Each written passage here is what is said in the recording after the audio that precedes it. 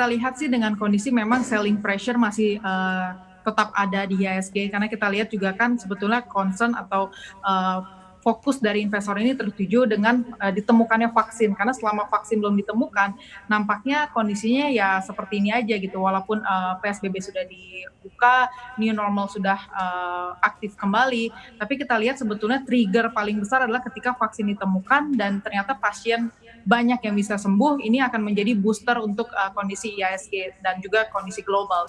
Dan saya sendiri expect nampaknya IHSG akan berada di kisaran level 5.240 sesuai dengan target Ciptadana punya research juga bahwa kita expect di kisaran 5.240. 5.240 ini udah target paling agresif, paling optimistis atau target konservatif aja nih? Ini target yang moderat sih, konservatif. Konservatif ya, jadi di tengah-tengah gitu ya posisinya ya, Raisa. Oke, ini menarik sekali betul. untuk kita lihat. Kalau kita lihat kan tekanan itu memang sudah terjadi kemarin gitu ya, dan di semester 2 ini banyak banget agenda ya kalau dari luar negeri, kalau dari Amerika, termasuk tadi ya isu terkait mengenai vaksin, terus kemudian nanti hasil earning season di kuartal 2, kemudian pemilihan presiden Amerika ya. Sebenarnya kalau dilihat dari investor, apa sih yang akan jadi fokus di semester 2 2020 ini nih Raisa?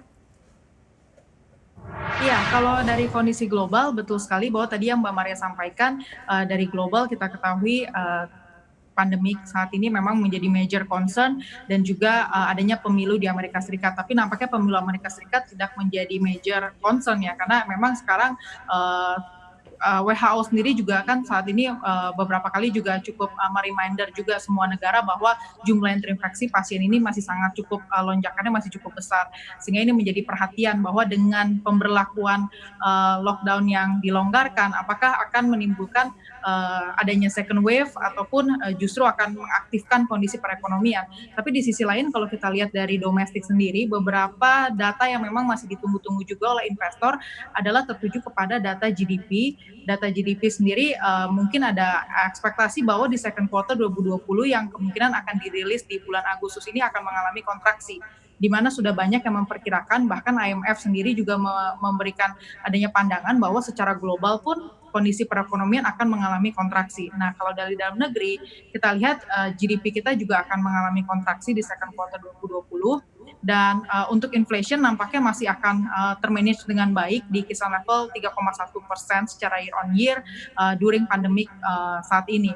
Dan dengan kondisi tersebut sebetulnya kita lihat dengan manageable inflation ini memberikan ruang untuk Bank Indonesia kemungkinan dalam waktu dekat nanti di bulan ini tepatnya pada tanggal 16 Juli 2020 bisa melakukan penurunan suku bunga kembali dari 4,25% menjadi 4%.